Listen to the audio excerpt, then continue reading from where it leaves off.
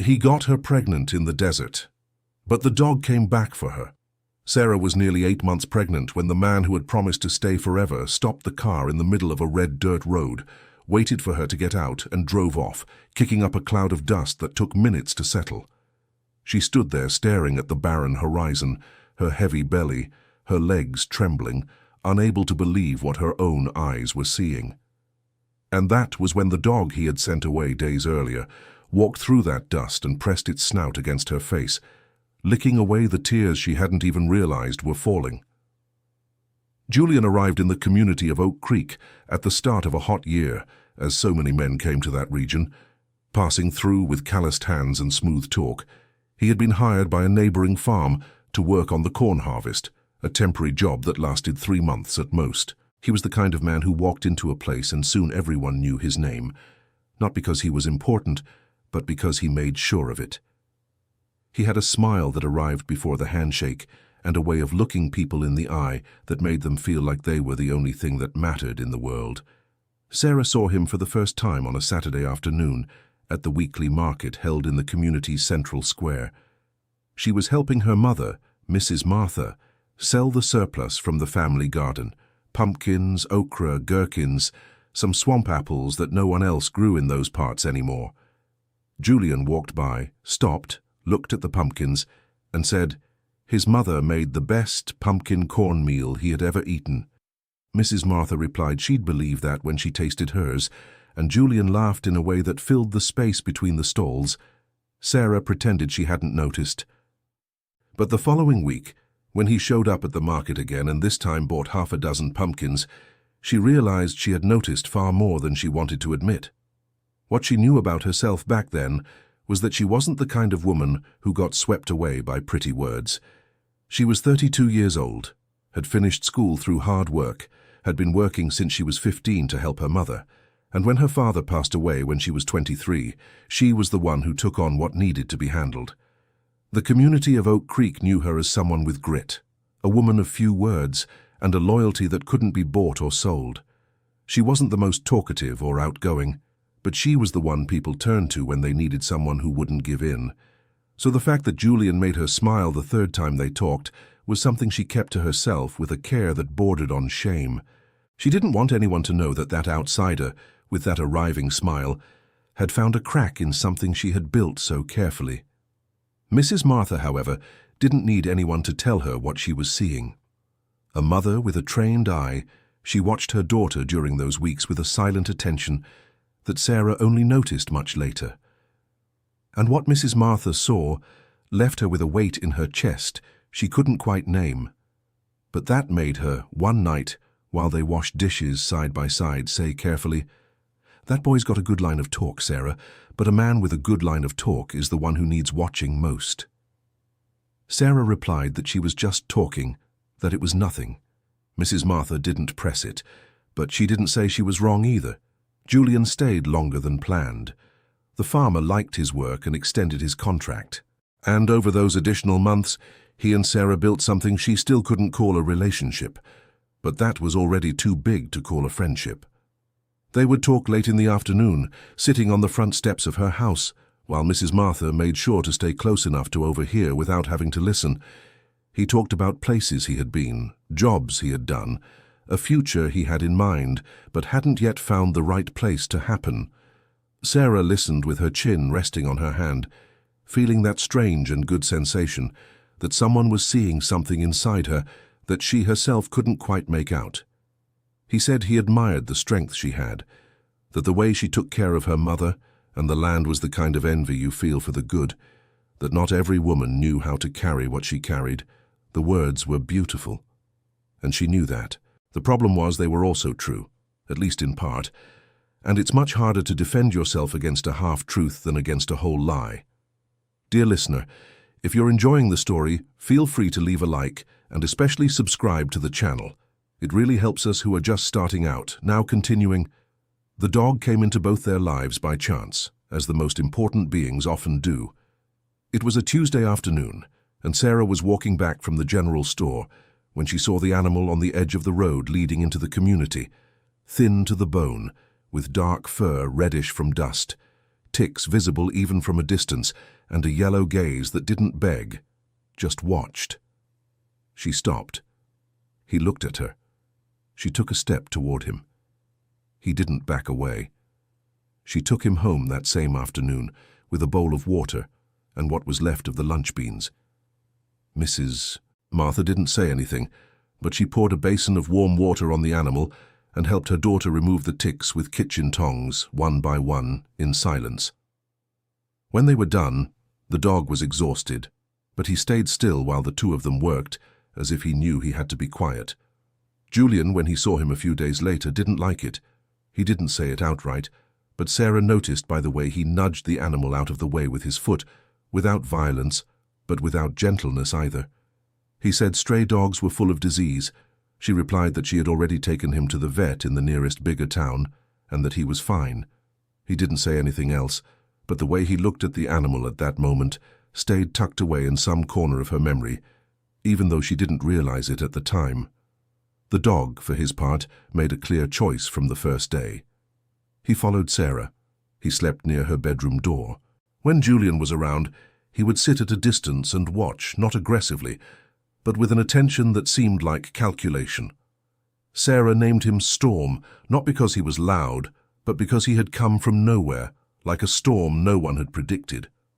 When Julian's contract finally ended, he and Sarah had already had serious enough conversations that his departure wasn't simple.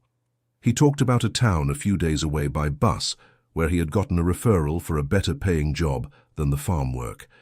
He talked about a rented house, a fresh start, a different future. And then, with that way of looking that arrived before words, he asked if she would go with him. Mrs. Martha overheard the conversation through the kitchen window without meaning to. She stood still, her hands motionless on the sink, for a long time after the voices stopped. And when her daughter came in to get a glass of water, her face red and eyes shining, she didn't say what she was thinking. Because she had already said it once, and she knew there were things each person had to learn on their own, no matter how much it hurt to watch from nearby. Sarah went. She took 2 suitcases, the paperwork for the land she had inherited from her paternal grandmother, which was a few leagues from the community. And she took Storm, who got into the back seat of Julian's car, uninvited, and settled in as if that were the place that had been reserved for him all along. The town they moved to was called Deep Hollow by the old folks, and by the younger ones, simply the Hollow. It wasn't big or small. It was the kind of place with one traffic light that figures that's enough. The house Julian had managed to get was in a neighborhood with dirt roads, brick walls still bare of plaster, and a living room window that only closed halfway. It was modest in a way that wouldn't have bothered Sarah under other circumstances, because she hadn't grown up in luxury and knew real comfort didn't come from painted walls. What bothered her, and grew slowly like a bad thing tends to grow, was something else. Julian changed, not overnight, not in a way she could point to a day and say, this is where it started. It was a gradual slide, almost imperceptible at first, that only became clear when it had already gone too far to pretend it wasn't happening. He got more irritable when she asked about work. He got quieter when he came home late. He started treating money as if it were his alone, giving her a fixed amount for the weekly groceries, like someone giving an allowance to a child. And when she complained about that last part, the first real fight between them blew up like a pot left forgotten on the stove. That night, after the voices died down and silence took over the brick house with no plaster, Sarah lay in the dark, staring at the ceiling, trying to figure out where the man who had sat on the sidewalk in Oak Creek with her during those late afternoons had gone. Whether he was the same or had always been this way and she just hadn't seen it. Storm, who had been banned from the bedroom by Julian's order, stayed outside the door, making a low sound in his throat. Not exactly a whine, but something between that and a warning, until Sarah whispered that she was okay, and the animal lay down in the hallway, still close enough for her to hear his breathing. When she found out she was pregnant, 2 months after arriving in Deep Hollow, she stood in the small bathroom for a time she couldn't measure, staring at the barred window that looked out onto the dry dirt yard. There was a mix of feelings that didn't fit in her chest all at once. Joy, fear, relief, and something she didn't want to name, but that had the exact shape of doubt. She told Julian that same afternoon. He received the news with a silence that lasted longer than it should have, then said it was okay that they'd figure it out, that he'd work more. She noticed he didn't hug her, that he went to get a beer from the fridge and stepped outside to sit in front of the house, alone. And that when she went to the window to watch him a few minutes later, he was staring at nothing in particular, with an expression she had begun to recognize as the one he used when he was thinking about things he wasn't going to tell her. The months of pregnancy were the hardest she had ever gone through, not because of her body, which held up fine, but because of the silence that grew between them like weeds in an abandoned lot. Julian came and went with a regularity she learned not to question, because every time she questioned something, the air in the house grew heavy in a way that lasted for days. She wrote to Mrs. Martha by text message, short sentences that told the bare minimum because she didn't want to worry her mother, and also because there was a part of her that was still ashamed to admit what she had chosen. Storm, throughout that time, was what held her up the most. And she knew it sounded strange to think that way, but it was the truth. The animal had gotten fat, was healthy, and had developed a habit of resting his snout against the side of her belly when she sat down on the living room floor. He would stay there still with his yellow eyes half closed, as if he were listening to something no one else could hear. She would put her hand on his fur and breathe more slowly, and sometimes that was enough for the day to go on. Julian started treating the dog in a way she couldn't ignore. It wasn't outright violence, but it was neglect with a sharp edge. He threw small stones when the animal came close, spoke loudly about how that beast needed to be sent away, how it was dirtying the house, how it was an unnecessary expense.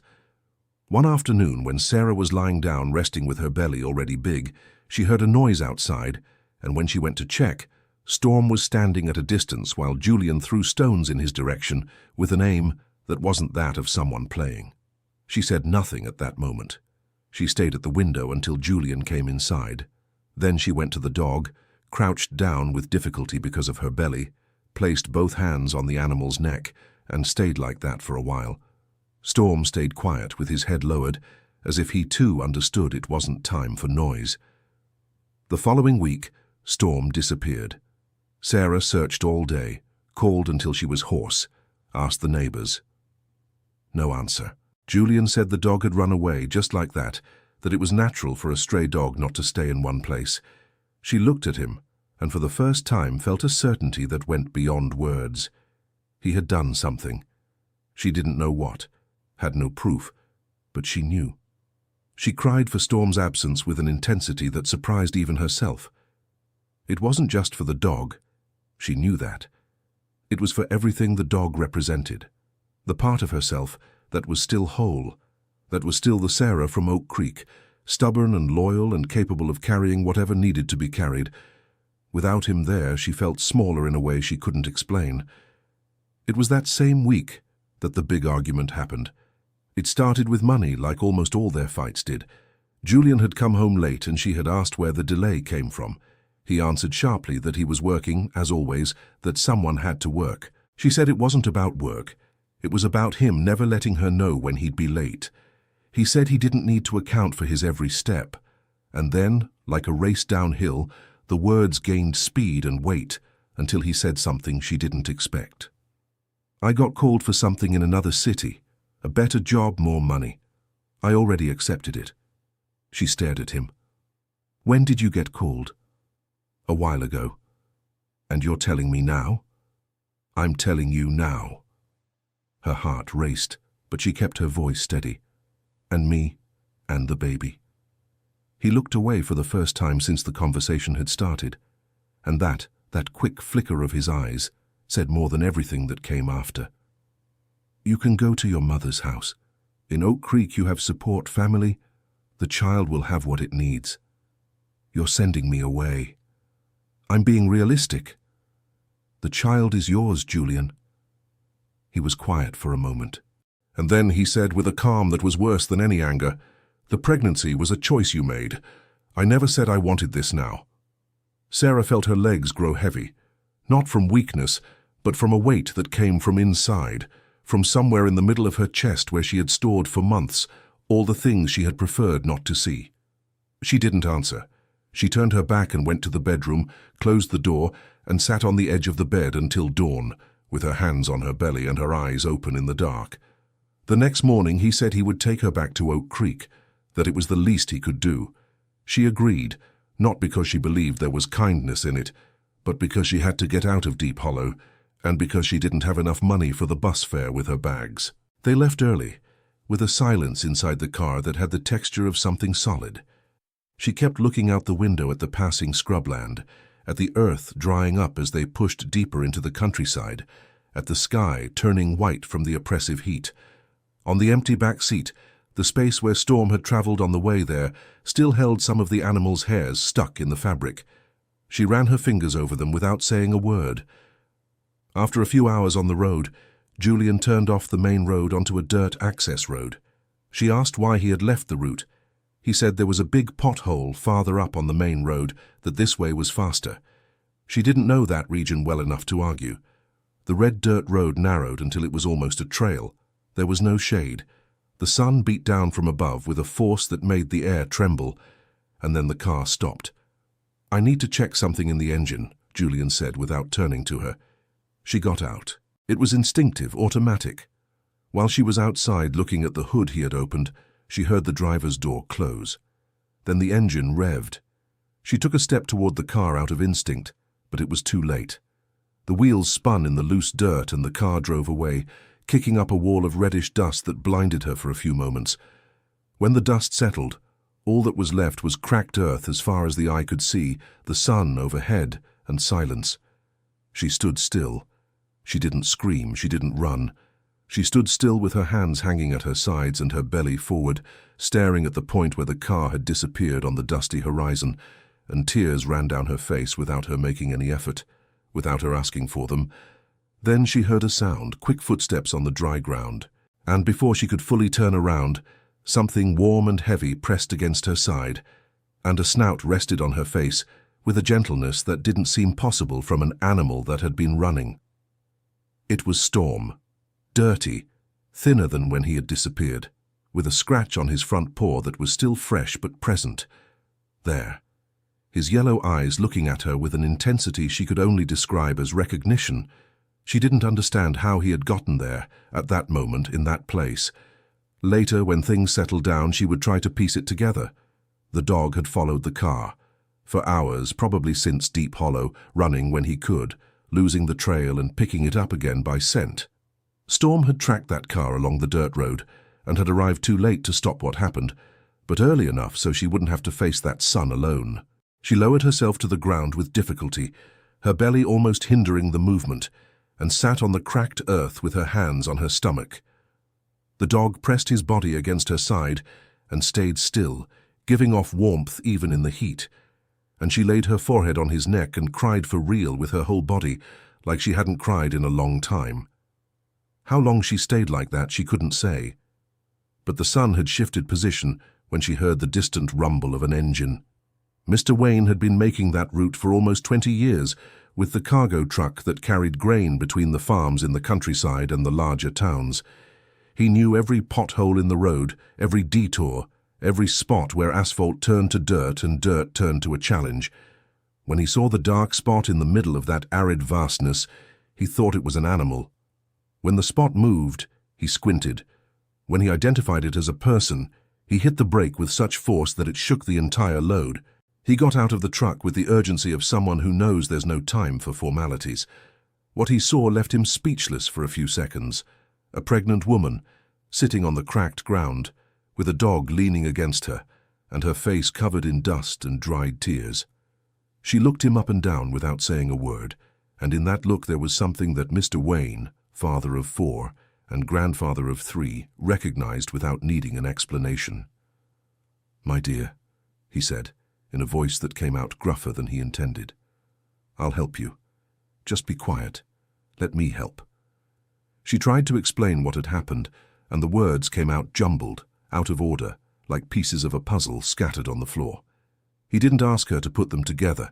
He grabbed the water bottle from the truck cab, handed it to her, waited for her to drink, and then, with the patience of someone used to situations that don't follow the script, helped her climb in. Storm looked at the truck, looked at Sarah inside the cab, and jumped into the back seat without being called.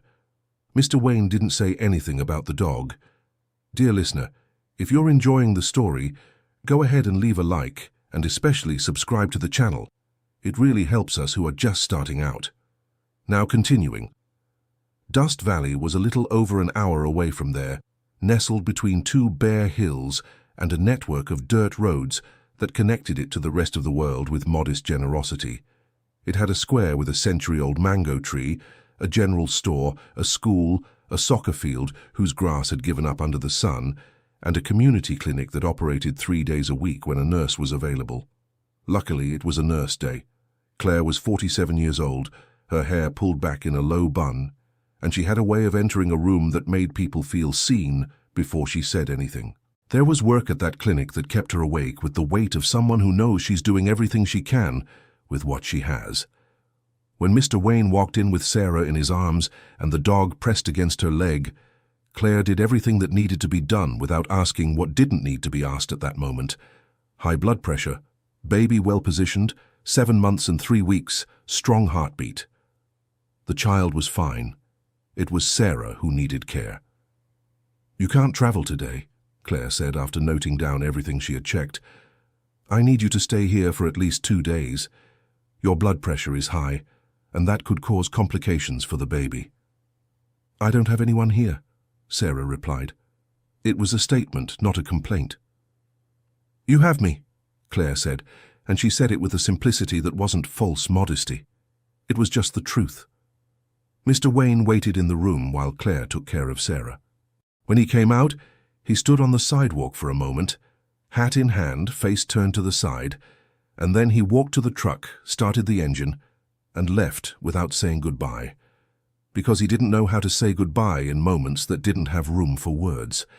But he came back 2 hours later with a package wrapped in newspaper that he left at the clinic's reception without any identification.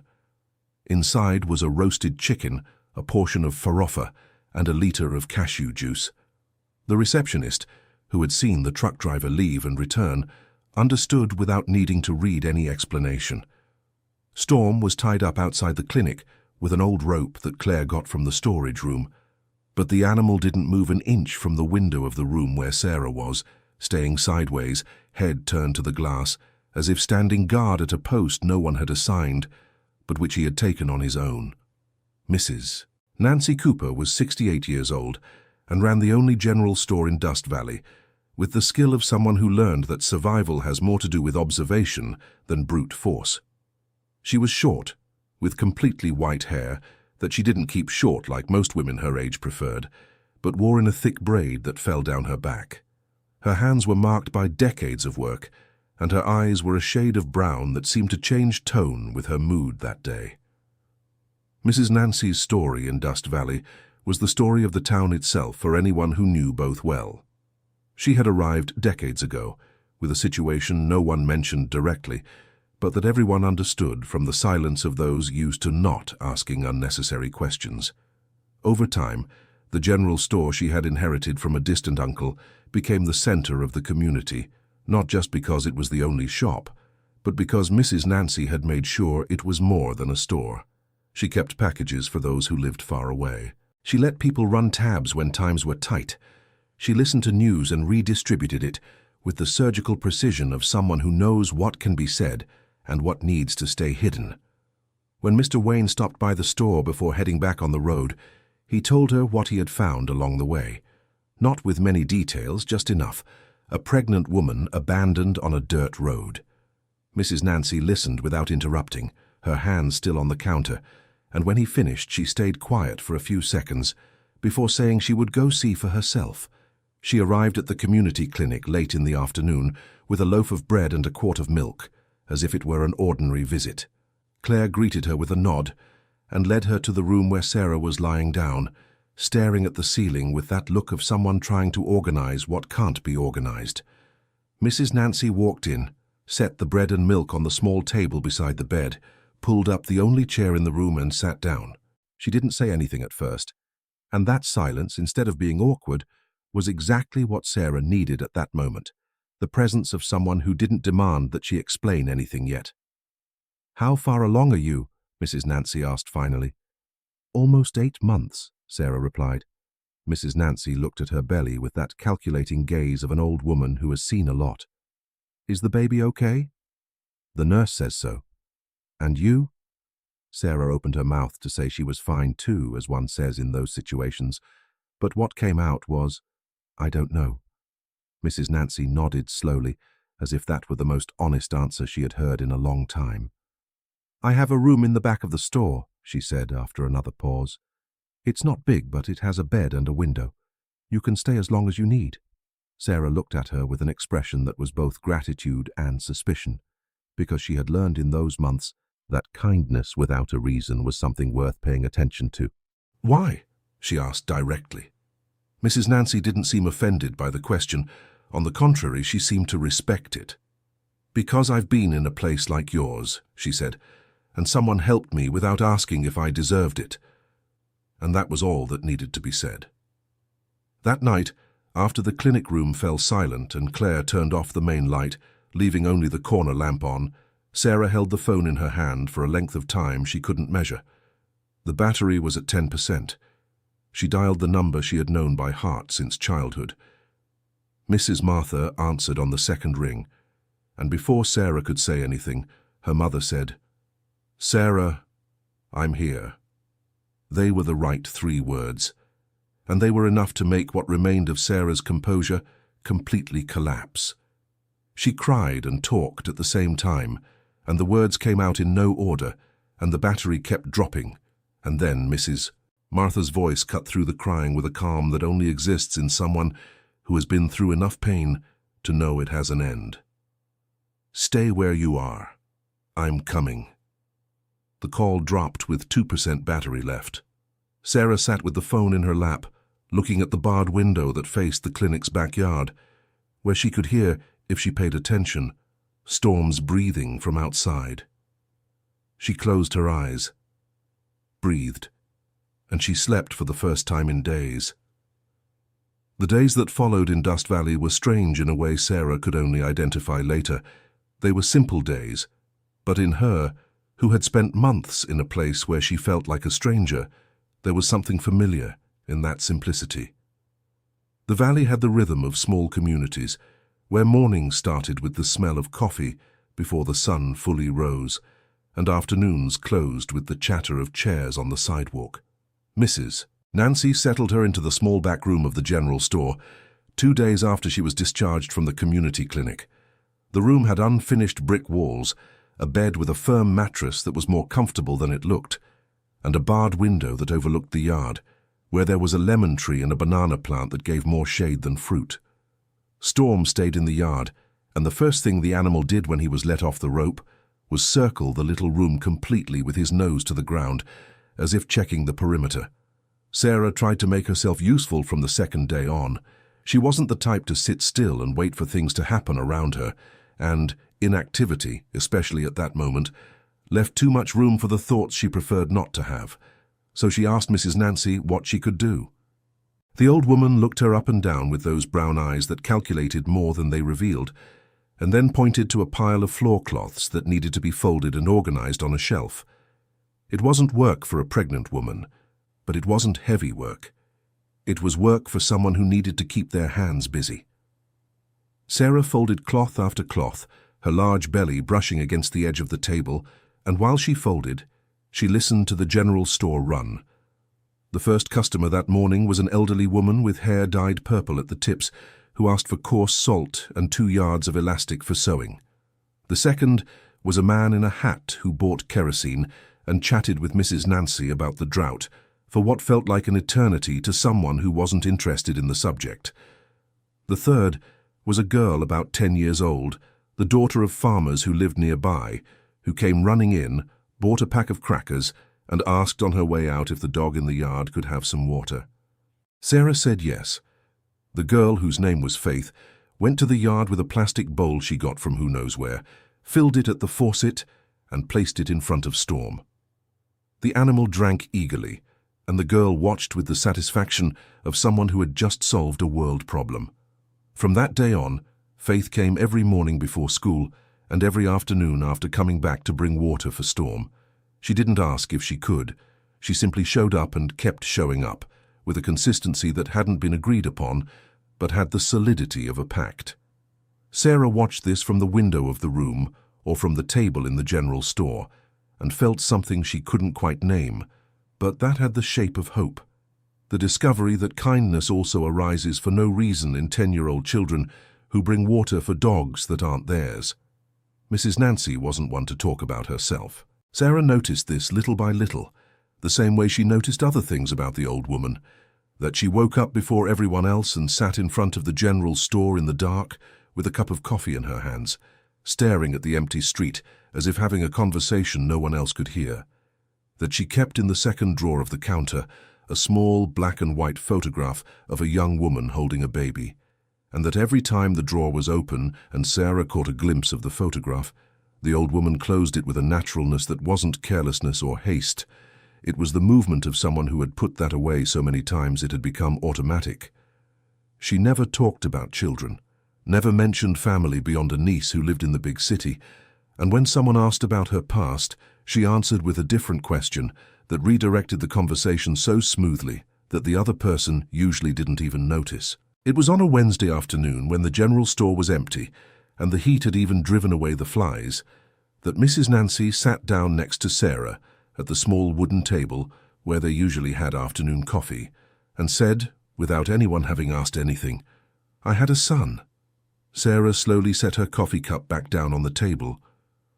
"When I was younger," Mrs. Nancy went on, her eyes fixed on the wall, "much younger than you are now, and the father left too. Not the same way yours did, but he left in the way that matters. He chose to go." Sarah said nothing. Sometimes silence is more respectful than words. "The difference is that I didn't have a person like you're going to have," the old woman said, and turned her eyes to her. "Your mother is coming, and that's worth more than you can imagine right now." "How did you know my mother is coming?" Sarah asked. "You talked in your sleep the first night at the clinic." Mrs. Nancy picked up her coffee cup again. "Claire told me." Sarah stared at her for a moment, trying to figure out if there was anything else behind that, and then she laughed. It was a small laugh, but it was a laugh, and it was the first one since she had gotten out of that car on the dirt road. Mrs. Nancy didn't laugh, but the corners of her mouth lifted a little. "Your son," Sarah said after a moment. "What happened to him?" The old woman was quiet for a while. "He stayed with me," she said at last. "Grew up here, became a man." She paused. "He lives in the big city now with his family. Comes every July to see me." "July is coming up," Sarah said. "It is," Mrs. Nancy agreed, and now there was something in her tone that was hard to pinpoint exactly, but Sarah decided to call it anticipation. They sat in silence for a while, the two of them, their coffee cups cooling on the table and the afternoon heat beating against the window of the general store. And there was something almost comfortable in that silence, the kind of silence between people who don't need to fill the space, because the space is already filled by presence. Mrs. Martha arrived on the afternoon of the third day, after a bus trip that had lasted over 30 hours, with 2 transfers at bus stations in cities whose names she wouldn't be able to repeat, and a 40-minute walk from the nearest stop to Dust Valley, carrying a rolling suitcase that sounded like thunder with every rock it hit on the dirt path. Sarah saw her coming from the window of the general store. Her mother was wearing a dark floral dress, her white hair pinned back, work-worn hands gripping the suitcase handle, with a firmness that left no doubt that this woman had decided to arrive, and was arriving, no matter how many rocks were on the path. She stepped out of the general store before her mother reached the door. They met each other on the sidewalk, and when they hugged, Mrs. Martha held her daughter with a strength that wasn't just relief, but also held in anger and love, that no longer knew where one ended and the other began. They stayed like that for a long time, Sarah's belly between them, the sun beating down from the side, and Storm sitting on the sidewalk a few steps away, as quiet as he always was when situations were too big for comment.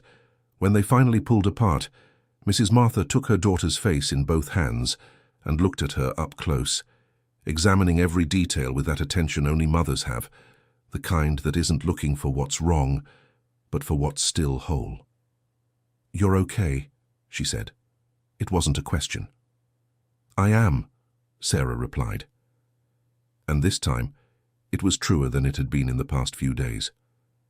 Mrs. Martha then looked at the dog. Storm looked back. "Is that Storm?" "Yes."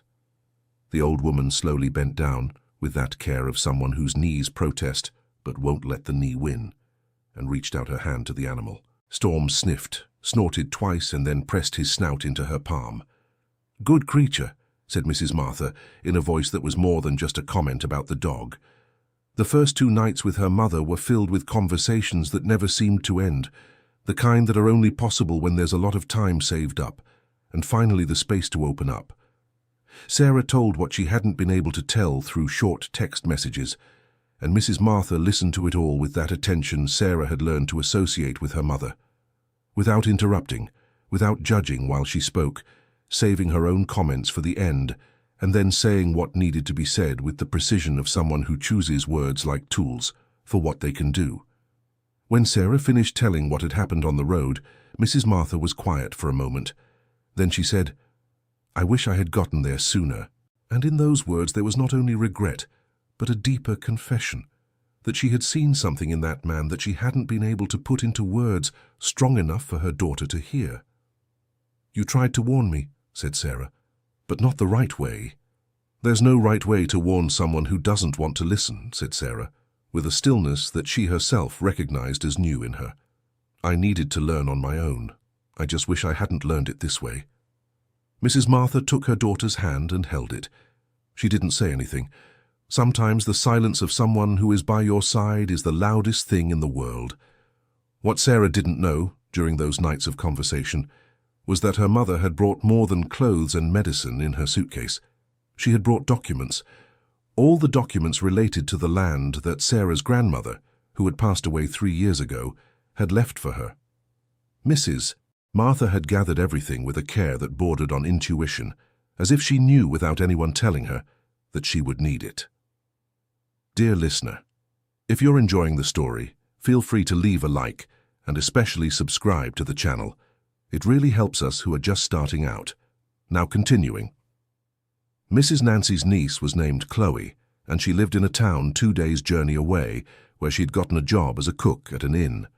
She was a talkative woman who called her aunt every week and shared the news with an enthusiasm that the old woman listened to with the phone propped against her shoulder while organizing the counter. It was in one of those calls that Chloe mentioned almost in passing that a new man had arrived at the inn who had introduced himself as a recently hired worker for a farm in the region and who had given her boss a version of his personal life that didn't match some details she heard from hallway conversations. "The name is Julian," said Chloe on the phone as if it were a minor detail. Mrs. Nancy stopped organizing the counter. "What was the name you said?" "Julian. Julian Miller. Why, Aunt?" Mrs. Nancy was quiet for a moment, staring at the wall of the general store with that expression of someone connecting dots that others haven't even seen yet. "Tell me again what he said about his partner," she asked. Chloe told her. The man had said his partner had chosen to stay behind, with the family, that he had come looking for a better life, that it had been a mutual decision. "Chloe," said Mrs. Nancy slowly, "I need you to pay attention to something." And she told her what was necessary, that that partner was at her general store nearly 8 months pregnant, and that the story was quite different from what he had told. On the other end of the line, Chloe was silent for a moment, and then she said, "Aunt, there's more. He kept asking about a lawyer in the area, someone who could handle a rural property transfer." Mrs. Nancy closed her eyes for a second.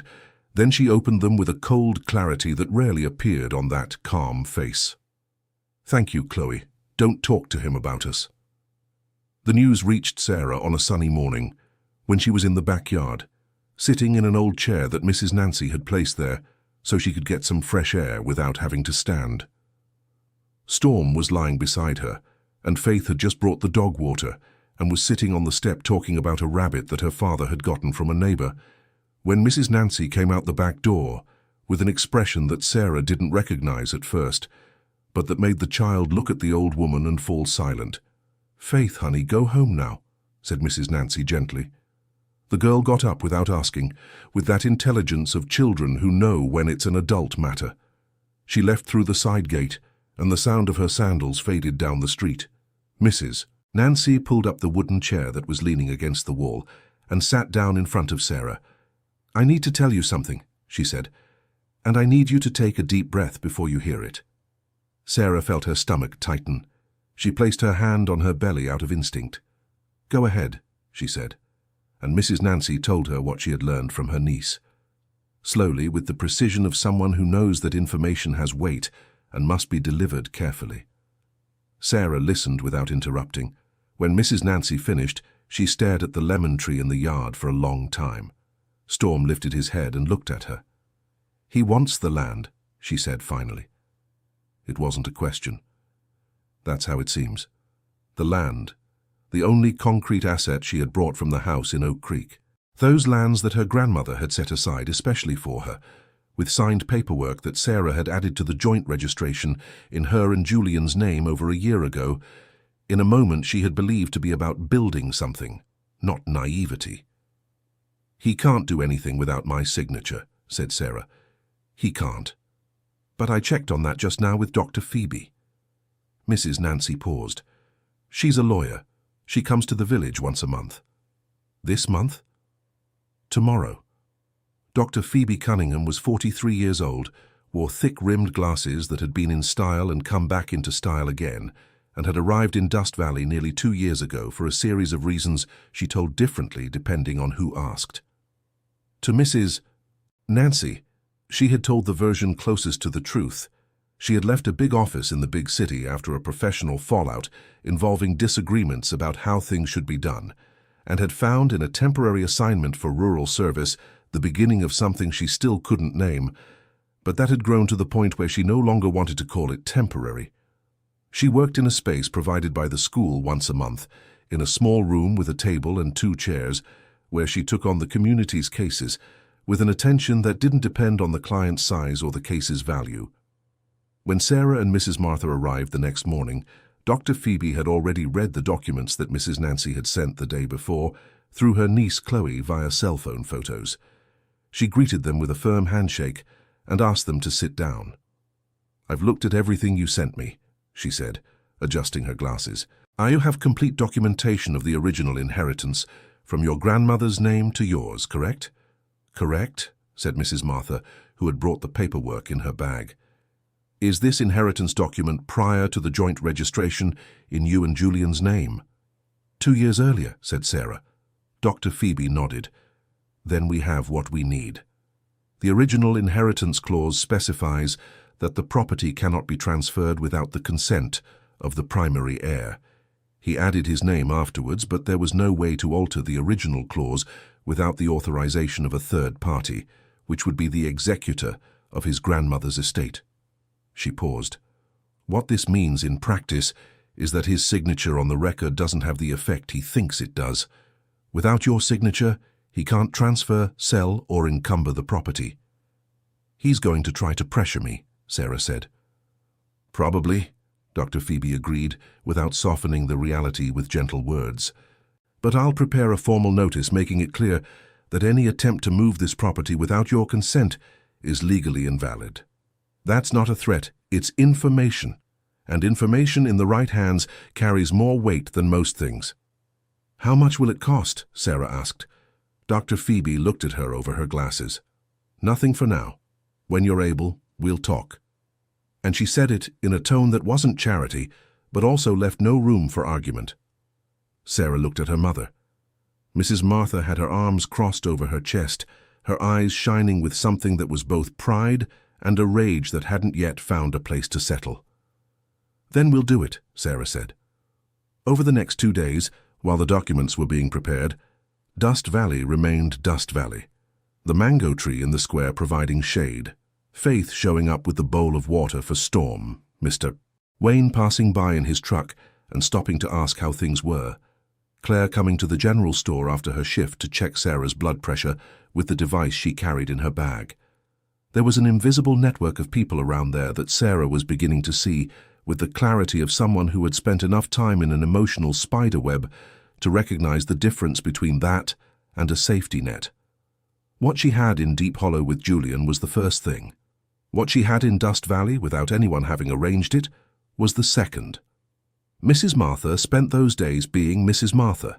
She woke up early, helped at the general store, chatted with Mrs. Nancy about gardening, home remedies, and the quality of the local beans, which she said were inferior to those from Oak Creek, but could be used if you knew how to season them.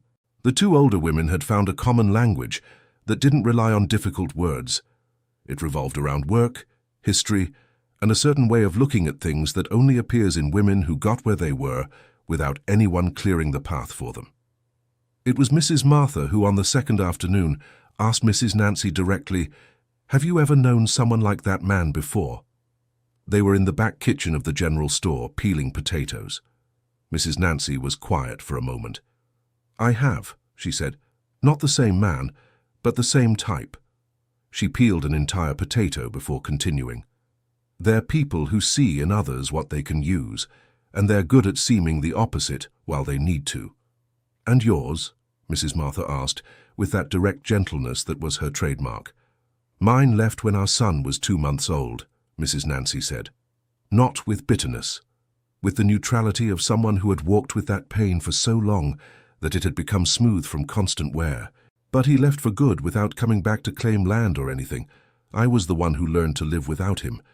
The hard part was learning to live without what I had imagined life would be." Mrs. Martha stopped peeling. "Your daughter will learn," she said. "She's already learning," Mrs. Nancy replied. And that was that.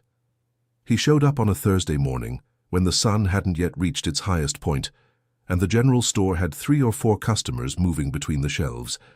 Julian walked in like someone entering a place he knew, with that long stride and his shoulders pushed forward, his smile arriving before his words. Only this time, the smile didn't find what it had found before. Sarah was behind the counter, helping Mrs. Nancy organize a shipment of goods. She heard the doorbell and looked up. And for a second, just one, she felt her stomach tighten. Not from fear. From something that was the physical memory of a time when that face had meant something different. Then the second passed.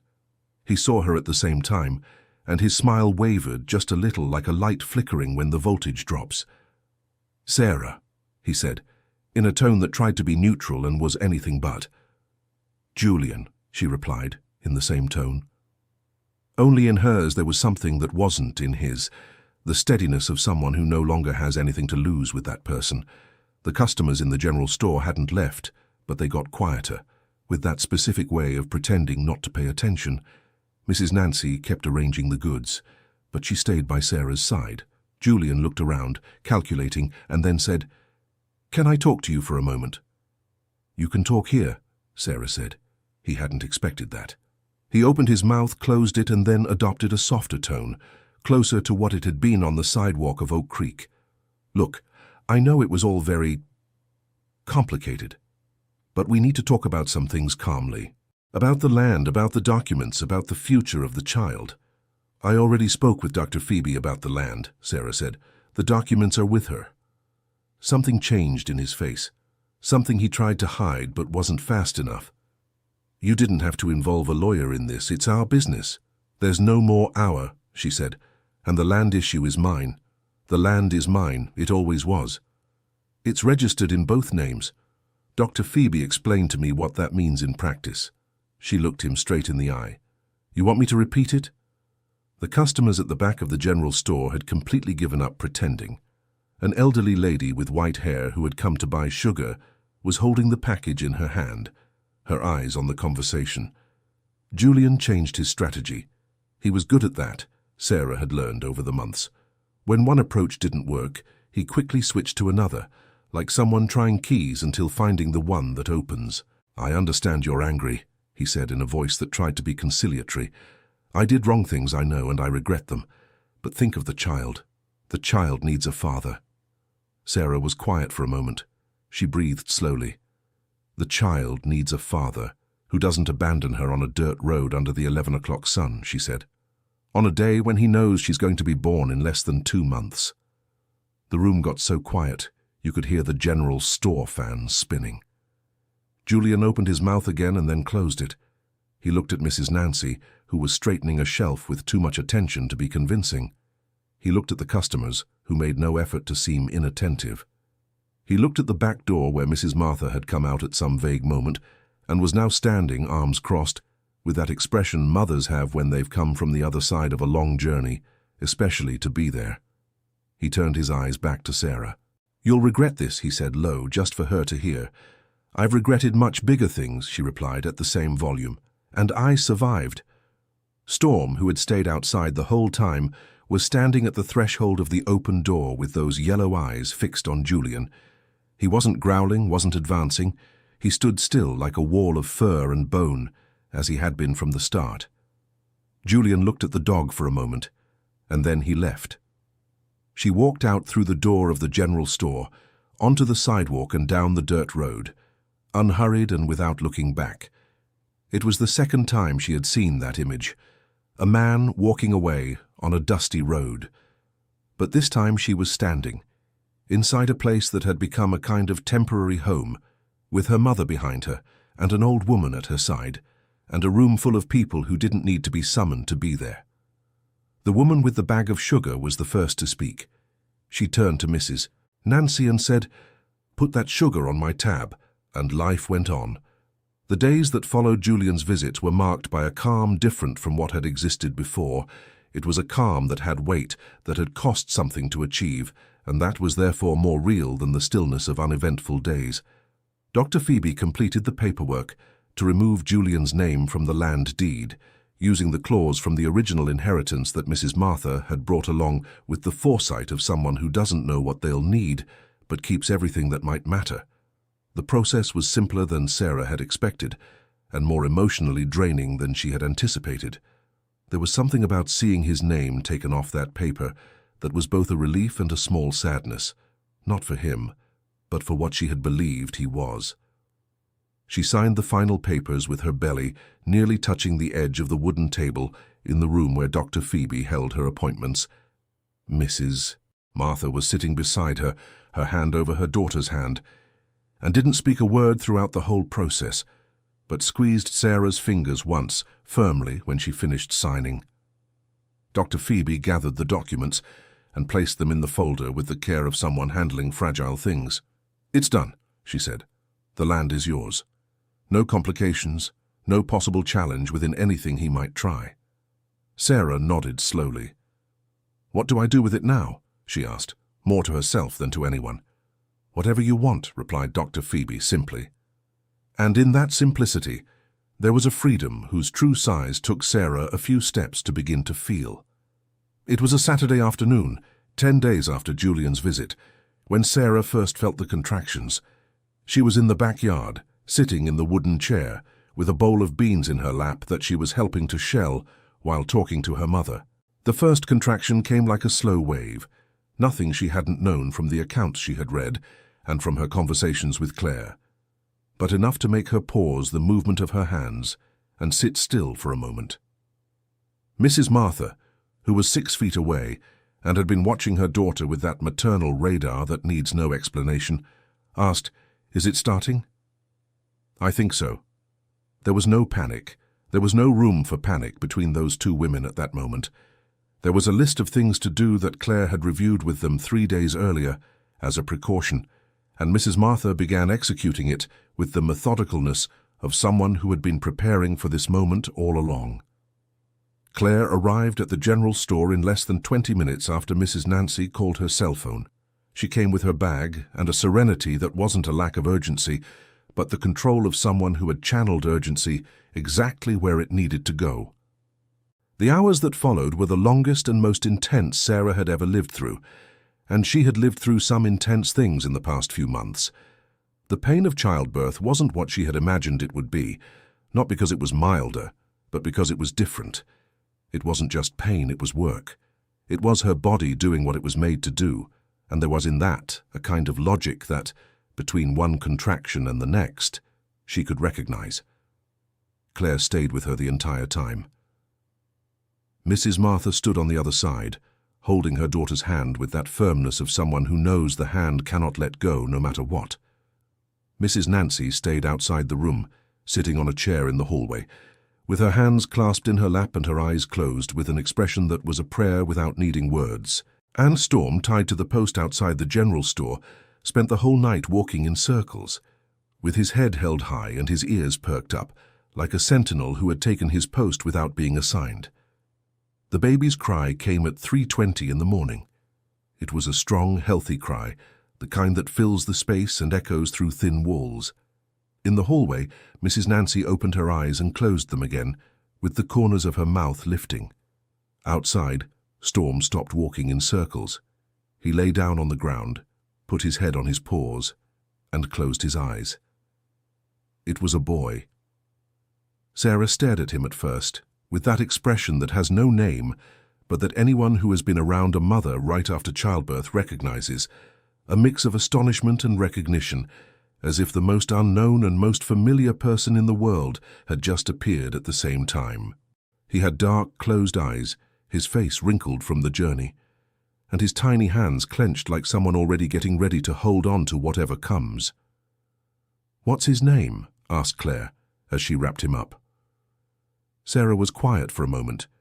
She had thought of names during those months of pregnancy, but none had seemed right. Now, looking at that face, she felt the name come from somewhere that wasn't reasoning. "Isaac," she said. Mrs. Martha, who had red eyes but her chin held up the same way as always, nodded. "Isaac," she repeated, as if she were testing the weight of the name in her mouth. "It means joy," said Claire with a smile. "Not everyone knows, but it does." Sarah looked at her mother. Mrs. Martha looked back at her, and no more words were needed about that. When the sun came up, Mrs. Nancy opened the general store earlier than usual and made a stronger coffee than her everyday brew. Faith, who had found out what happened in the morning and came running over before school, stood in front of the general store with the bowl of water for Storm in her hand and her eyes wide with a mix of information and emotion. "Did it come?" she asked, with a 10-year-old's urgency. "It came," said Mrs. Nancy. "Is it a boy or a girl?" "A boy." Faith processed that for a second and then went to the post where Storm was tied, placed the water bowl in front of him, crouched, looking at the animal for a moment, and said, "You knew, didn't you? You were up all night." Storm drank some water and looked at her with those yellow eyes that asked for nothing. In the following days, the news spread through the village with the specific speed of news in small places, fast, complete, and laden with opinions that no one had asked for, but that were generously offered by everyone.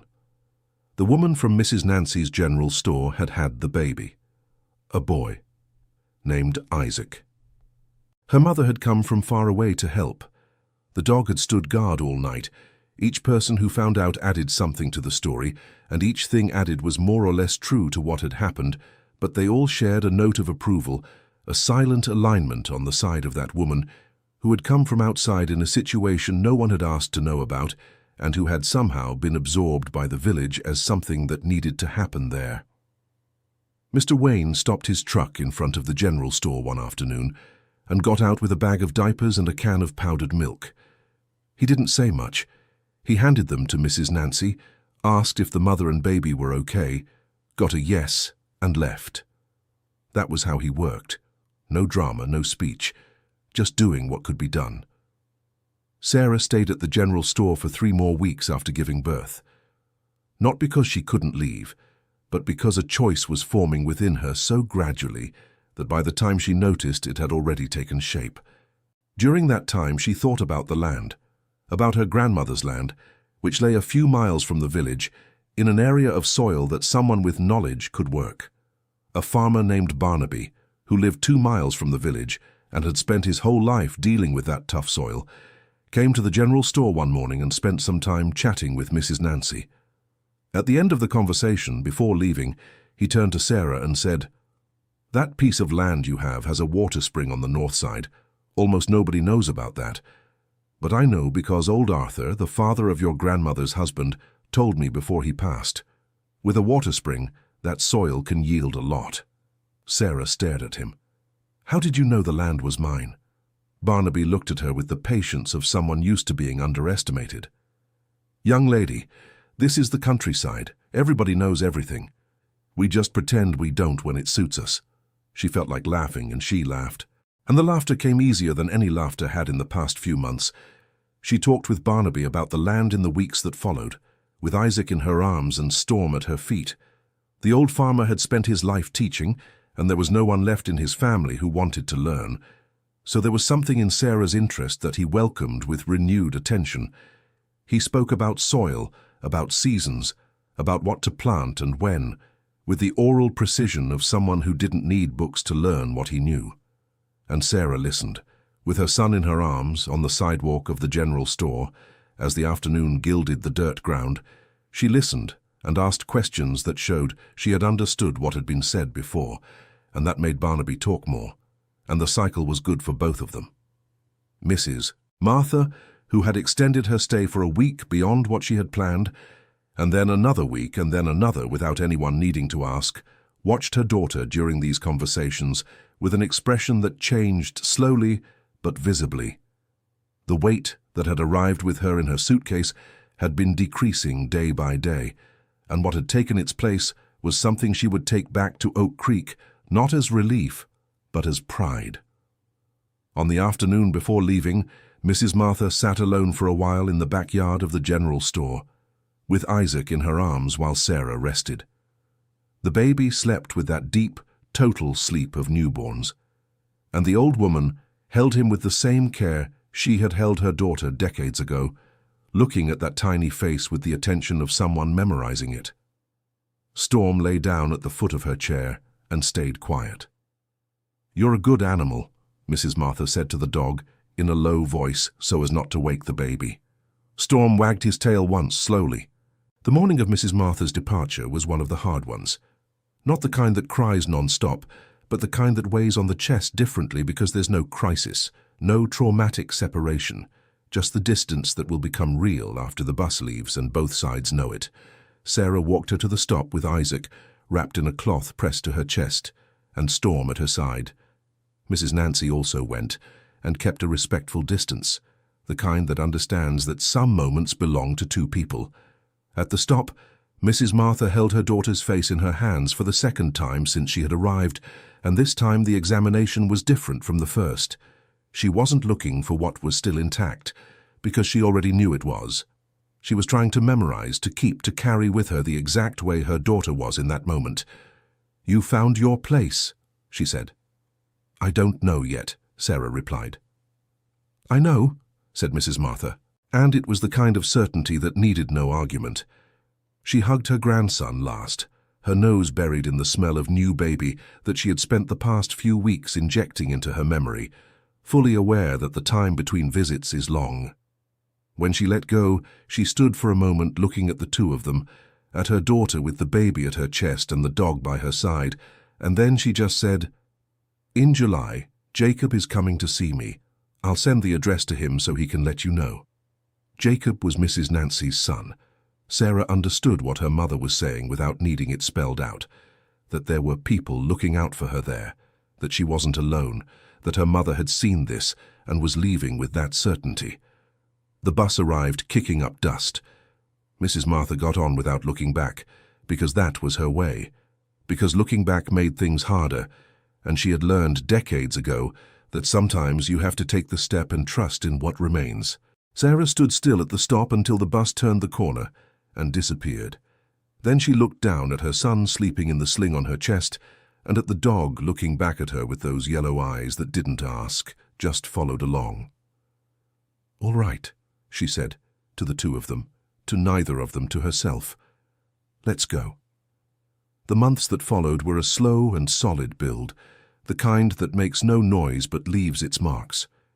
With Barnaby's guidance, Sarah began working on her grandmother's land. The water spring on the north side was real, just as he had said, a discrete source that appeared in a depression in the ground and that, with the right channel, could irrigate a good part of the area. It wasn't a project for weeks, it was a project for months for the first year, but there was something in the size of the challenge that Sarah recognized as the right kind of difficulty, Not the kind that strikes without warning to knock you down, but the kind you choose, and so it carries a different quality. She stayed at Mrs. Nancy's general store with Isaac, while Barnaby and 2 neighbors he had roped in worked on the land. When Isaac slept, she would go to the land too, learning by watching what she still couldn't learn by doing. And Storm was always there, running between the people, the furrows, the tools, with that energy of an animal that finally had enough space to be what it was. Claire started visiting weekly, not just out of professional duty, but because there was something about the back room of the general store that drew her with the specific pull of places where life is genuinely happening. She brought information about baby nutrition, about basic care, and she also brought, without announcing it, stories about her daughter, who was dating a guy she didn't trust, and who kept her up at night with that motherly worry of not knowing how to be heard without pushing away. Sarah listened to her closely, and sometimes she said things that weren't direct advice, but that Claire somehow carried with her, like when she said one afternoon, "We only stop ignoring what we don't want to see when the price of ignoring gets too high, and then the person learns on their own. You can be there, but the learning is theirs." Claire stared at her for a moment. "When did you get so wise?" "I didn't," Sarah said. "I just learned the hard way." And the 2 of them sat in silence for a while, the good kind, the kind that fits between people who understand each other. Jacob, Mrs. Nancy's son, arrived in July as planned. He was a man in his 40s, dark hair with a few streaks of grey, with that manner of a country son who grew up in the city but hasn't forgotten where he came from. He arrived in a car that was simple but in good condition, and got out with a suitcase and a box of sweets he had brought for his mother. Mrs. Nancy greeted him at the door of the general store with that expression Sarah had only seen on the old woman once before, the one that had appeared when she spoke of her son one afternoon over coffee. It was an expression that brought together things that don't usually go together, pride and longing, and a kind of peace that came from seeing that what she had created had turned out well. Jacob met Sarah and Isaac with the ease of someone who had heard the story and was just putting faces to names. He spent some time holding the baby while talking about the land, the irrigation project, what Barnaby had recommended, and what she had discovered on her own. He worked in agronomy at a company in the big city, and there were some things he could check on when he got back, resources available for small farmers that not everyone knew how to access. "It's not guaranteed," he said honestly, "but it's a possibility, and a possibility is what you need right now." "A possibility is what I've always needed," Sarah said. Jacob looked at her in a way that wasn't intrusive but was genuine attention and said, "My mother doesn't talk about many people the way she talked about you." Sarah didn't know how to respond to that, so she said nothing, but looked over at Mrs. Nancy, who was on the other side of the general store, pretending to straighten a shelf for the 3rd time that morning, and felt that specific tightness in her chest that comes from realizing you've truly been seen by someone. It was the small things that gradually built what Sarah had started to call, carefully and without rush, her life. Isaac growing at that speed only babies have, which fills your chest with a good kind of fright every day. Storm following them everywhere with a loyalty that needed no reinforcement because it was simply his nature. Barnaby showing up every week with some news about the land or some question that was really a lesson. Faith stopping by every day with her bowl of water, which now sometimes also brought a wildflower she'd found on the way, and handed to Sarah with the earnestness of a 10-year-old who doesn't know she's being adorable. And Mrs. Nancy. Mrs. Nancy was always there, not in a suffocating way, but in the way that sustains you, which is different. She was there when Sarah woke up at 3 in the morning with Isaac crying and needed someone who didn't sleep too heavily. She was there when money got tight during a tough month and the tab at the general store stayed open without anyone having to ask. She was there when, on a rare rainy night, the 2 of them sat on the doorstep of the general store, listening to the water on the roof and talking about things that had nothing to do with any urgency, just the kind of conversation that happens when 2 people no longer need to explain themselves. "You're going to stay," Mrs. Nancy said on one of those nights. It wasn't a question. "I am," Sarah said. "I'm glad," the old woman said. It was simple, and it was everything. Julian never came back.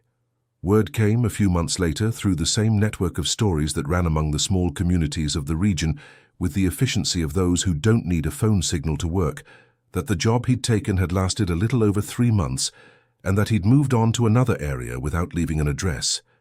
No one in Dust Valley had asked about him. No one had felt the space he might have left, because he had never truly occupied any space there. Sarah thought about him a few times in the first few months, not with anger, because anger would have required energy she needed for other things, so it had been left by the wayside. She thought with that cold distance of someone who is on the other side of something that has passed, what she had seen in him, what she had chosen to ignore, what that choice had cost. But she also thought about what had come from it. Isaac. The land that was hers alone. Dust Valley, Mrs. Nancy, Claire, Barnaby, Faith and her bowl of water, Storm. There was too high a cost along that path for her to say it had been worth it in the way that pretty stories usually claim. But there were also, in the outcome, things she hadn't sought and that were more solid than anything she had planned before. It wasn't a storybook ending. It was more like life, uneven, hard to frame, with marks that didn't disappear, but over time became part of who you are, not what kept you from being who you are. On the day Isaac turned 4 months old, Sarah took him to the plot of land for the first time. It was early morning, with the sun still weak and the air carrying that brief chill the countryside sometimes had without warning. She went on foot, with the baby wrapped in cloth against her chest and Storm by her side. Barnaby was already there, checking the irrigation channel that had taken months of work and now brought water from the spring to the planted part of the land. When he saw the two of them arrive, he took off his hat and put it back on without saying a word, which was his way of greeting what had no proper words. Sarah stood at the edge of the plot for a moment, her hand resting on her belly that was slowly returning to normal, feeling the red earth under her feet. The plot was humble, still in its early stages, with the first small plants in the furrows Barnaby had prepared. But there was green there, where before there had been only dryness. She looked at that small green and thought of her grandmother, who had kept that land with the foresight of someone who plants for the future, without knowing exactly what the future will be like. And she thought of Mrs. Martha, bringing the documents in a rolling suitcase through bus stations and dirt roads, unaware that it would be that very thing that would hold everything together.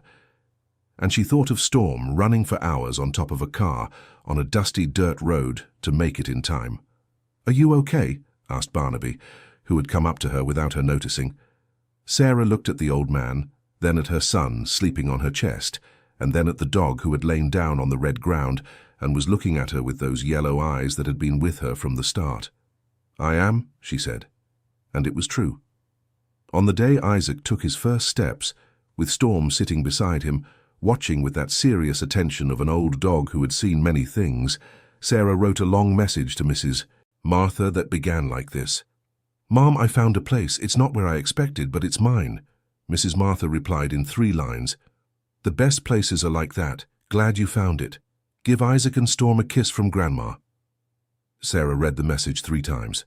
Then she looked up and saw Isaac take 2 more steps toward Storm, with that unsteady determination of someone who still doesn't trust their own legs but goes anyway. And she saw the dog stay still and let the baby approach. And when Isaac's tiny hands found Storm's fur, the animal closed his eyes with a calm that was older than any word. She stood there for a while on the threshold of the back room door at Mrs. Nancy's general store, with the afternoon sun slanting in from the side and the smell of earth and coffee mingling in the air, watching. And in that moment, in that arid place where everything had seemed to end, there was something that was a beginning of the lasting kind, built without easy promises, without shortcuts, without pretty words that came before action, built with silence and loyalty, and with the kind of strength that only appears when there's nothing left but to keep going. End of story. Tell us what you thought of this story and where you're watching us from. Do you think Sarah made the right decision by staying in Dust Valley? Leave your opinion in the comments, leave your like and subscribe to the channel so you don't miss other stories like this one.